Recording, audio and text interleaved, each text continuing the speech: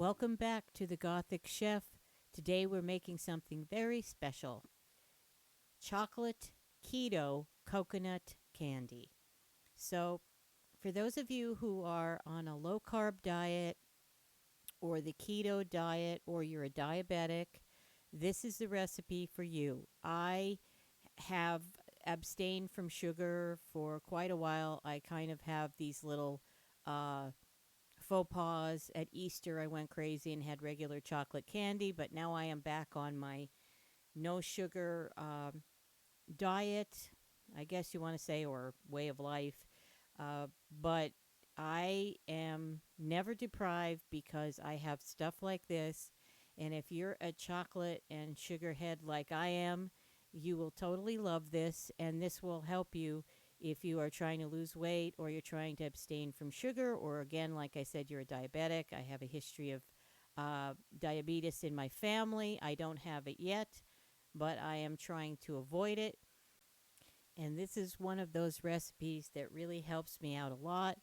I usually get my sugar munchies at nighttime, so I'll have two of these with my coffee at 9 o'clock at night, and it does the trick. So let's go through the ingredients, and then we'll get started. Okay, so we're going to go over the ingredients first. I'm going to go over each ingredient separately. There's only six. And I will explain the importance of each ingredient and give you a little information about them. And it's a very easy recipe.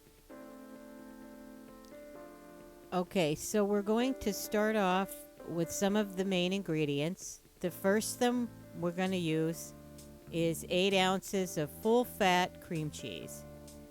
You can use any brand you like. I'm using the Philadelphia cream cheese, but you have to use full fat. You really do want to use the full fat. You can use the Nuftachel or the fat-free, if you dare. But the Nuftachel and the fat-free have more carbs in them. And if you're doing the keto diet, you want the fat. So that's why you use the full fat. We're also going to use 2 tablespoons of butter. You can use any brand butter you want. You could use the sweet cream. You could use the one with the salt in it, as long as it's real butter. Don't use margarine, Crisco, anything like that. Real butter, okay? So the next ingredient is one of my absolute favorites. It's going to be unsweetened coconut. It doesn't have to be organic, but you want to make sure it's unsweetened because you don't want real sugar in it. See, unsweetened. So you want to make sure that there's no regular sugar in it because there's no regular sugar in this recipe. You could get it on Amazon, your grocery store. I think they have it in the grocery store, but definitely unsweetened. And this is one of my favorite ingredients. You want to use some sort of sugar substitute. I like the Boca Sweet. It is wonderful, and the reason why I like it so much, and I'm not being sponsored yet, but the reason I like it is because it does not have that aftertaste that you get from erythritol. It tastes like your mouth is cold. I don't know if you've ever eaten that, but it doesn't leave that weird taste in your mouth. It really tastes like regular sugar. And it's also good for diabetics. It doesn't raise your blood sugar. So I love this. Really, really like this. I like Swerve brown sugar and some of the others. I do like erythritol when cooking. But for this, we're not going to cook this. But if you could see in the back here, it's made from kaboka fruit extract. And that's why I like it. Got it from Amazon, of course. So try that. And then for the coating of the candy, I'm going to use my favorite chocolate, my favorite stevia keto chocolate, which is the Lily's. And I am going to use the milk chocolate this time because I really like milk chocolate better than dark chocolate.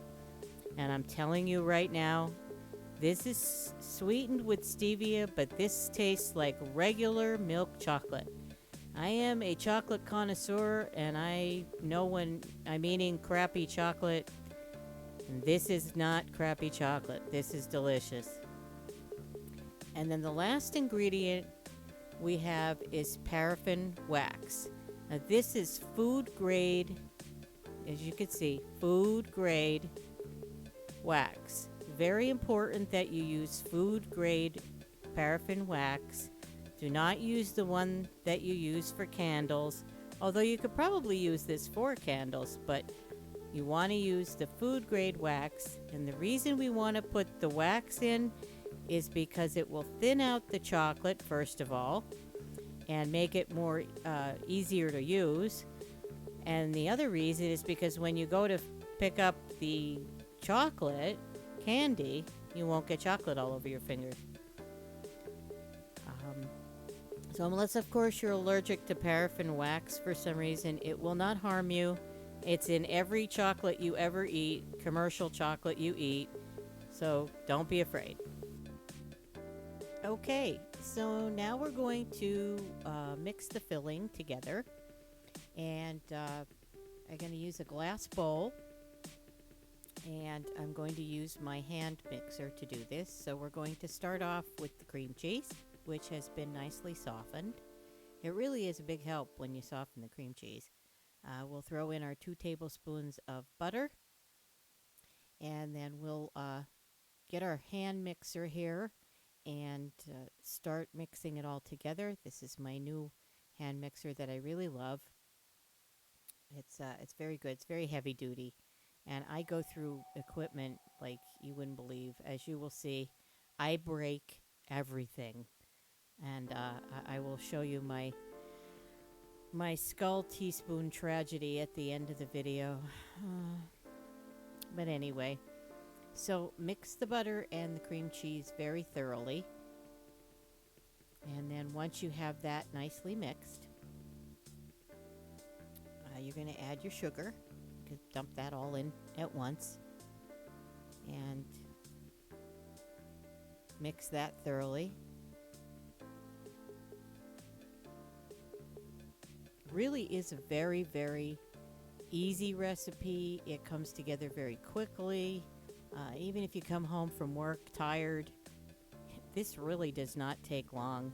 If you're wishing for a nice chocolate snack after a hard day's work, this is definitely something that comes together quickly. So once you have the sugar, cream cheese, and butter incorporated, add about half of the coconut flakes and mix them in with the cream cheese, butter, and sugar mixture. And once you have half mixed together, then you can add the other half in and finish it off. And yes, try to keep it in the bowl.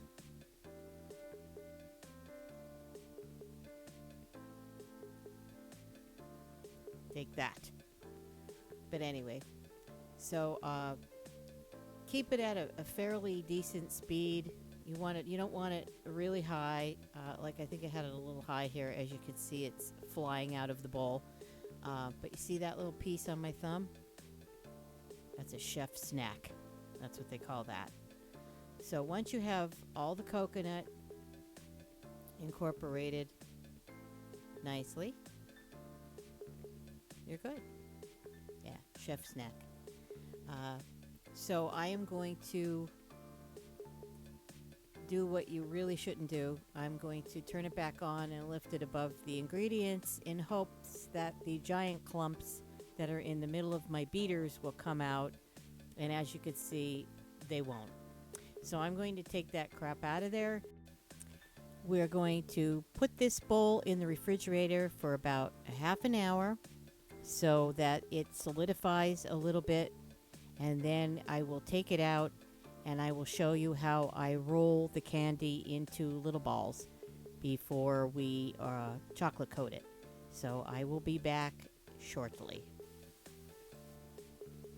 Okay, so I am back And our filling has been chilled and it is ready to be rolled out into our little candy balls. Now I am wearing gloves because I have a cut on my finger with a giant band-aid in it, and the last thing I want is to find a band-aid surprise in one of the chocolate candies. So that's why I am wearing gloves. So I am going to take my new skull pewter tablespoon. Yes, I will explain about the ceramic tablespoon measuring spoon set at the end of the video. It is a total tragedy. So take about a tablespoon of coconut filling, put it together, and you're going to roll it in a little ball, just like you were rolling meatballs. And very simple. I have a paper plate with parchment on. I was going to use the olive oil spray, but you don't really need it. I figured I'll just use the parchment paper because it works great. It won't stick. So you're going to keep rolling out these little balls. And you can, like I said, you can make Easter eggs if you like. If you don't like the little balls, it's about an inch to 2 inch size. You can always make an Easter egg type coconut candy, especially if it is Easter. But I like the little balls because I like even amounts of chocolate and coconut. It's really up to you what you would like. If you want more coconut, then you make the Easter egg type candy. Both will work, so it doesn't matter. But I like them a little smaller. I like them to be little chocolate candy snacks, almost like a fat bomb, only it doesn't really taste like a fat bomb. So they're really good, I promise you. So keep rolling out your chocolate candy, coconut rather, inside. And once you have them all rolled, put them back in the refrigerator for about another 30 minutes to an hour. Now you can put them in the freezer at this point, but don't forget them in the freezer because I don't know how well they will taste if they are in the freezer. But if you want to take a shortcut, you could put them in the freezer for 10 to 15 minutes, but I would set a timer so you don't forget them. But otherwise, put them in the refrigerator for another half hour to an hour because you don't want these falling apart in the chocolate because it will ruin your chocolate. So I will finish doing these. I will come back and I'll set up the chocolate melting station and I'll show you how we melt the chocolate in the wax. Okay, I'll be back. Okay, so we're going to start melting our chocolate. I have a very small pan, as you can see by my hands, and I'm going to start off by putting it on high, just a small burner. And I don't know if you could see how much water I have in there. I have about 1 inch to 2 inches of water, about 2 inches. You don't want to bring it to a rapid boil, but you want it hot enough to melt the chocolate. So don't put the bowl with the chocolate on until it starts to simmer. So let it go, and when it starts to simmer, lower the temperature, and then we'll put our chocolate on. Okay, our water is now simmering. This is how it should look. So we're going to lower the temperature. We're going to put our bowl on the top and create our double boiler. And we're going to add the entire bag of the Lily's milk chocolate chips. And we're also going to put the wax in, all the wax. And we will stir it around. I like to use a heat-resistant silicone spatula because it's very good for getting all the chocolate mixed really thoroughly and scraped from the side of the bowl. So the next thing I'm going to do is I have prepared a a sheet pan with a screen on the top and parchment paper on the bottom, and I am going to spray the screen. Okay, so it is starting to melt a little bit. It's not quite there yet, but as you can see, it is starting to melt. Start moving it around a little bit. Just let it melt for a little while. And as you can see, it is starting to come together. It's still a little lumpy, so you want to make sure that you stir it. You keep stirring it, especially when it starts to melt. You don't want it to seize at the bottom of the bowl, so you want to keep stirring it. And you see how nice the spatula is to get all the chocolate from the side of the bowl. It has to be completely melted. And you see how I picked up the bowl? It's good to pick up the bowl once in a while and release some of the heat from the bottom, because that will prevent it from seizing. And the last thing you want is to waste an entire bag of precious Lily's stevia milk chocolate chips from seizing. So just keep stirring, stirring until it's nice and fluid. Okay, so our chocolate is ready, and I took the coconut balls out of the refrigerator. I use a toothpick to do this because it is very, very easy. You just roll the ball into the chocolate, pick it up with the toothpick, and put it on the screen. Very simple. And you don't have much, indentation in the candy. Just roll it in the chocolate, let some of the excess chocolate drip, and then put it on the screen. And the reason for the screen is because the excess chocolate will drip to the bottom and make a nice round candy. Mine aren't usually perfect like the ones you get in the store, but I think they're pretty darn close, and anyway, people will know that they're homemade. So that's much better anyway. So keep doing that. Work very quickly, because you don't want your chocolate seizing, because it will only stay fluid so long, and then it will start solidifying and getting all yucky. So just keep going quickly. Have both your trays of coconut filling balls out, ready to go once the chocolate has melted, and just keep going as efficiently and quickly as you can. If your toothpick gets gunked up, use another toothpick. So have some of them handy as well.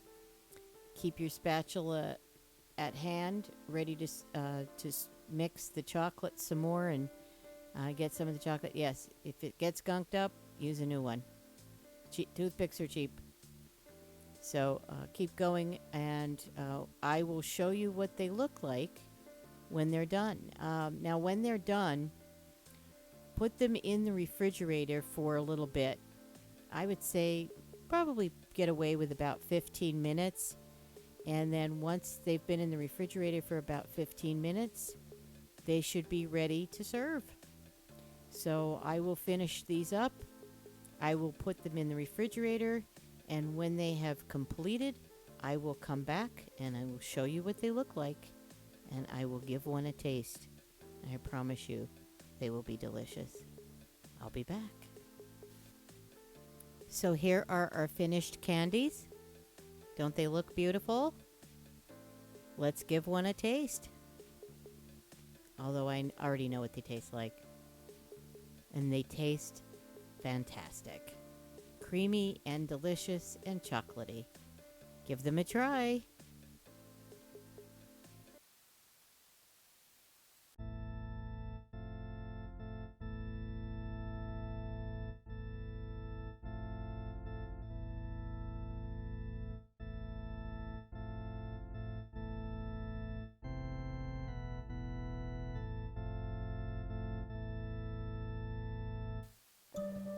So as always, thank you for watching. Please give me a like if you like this video. Please subscribe to my channel. Share it with your friends. Look for a link below to the recipe to my website for this and many other great recipes. Join me again next time on The Gothic Chef.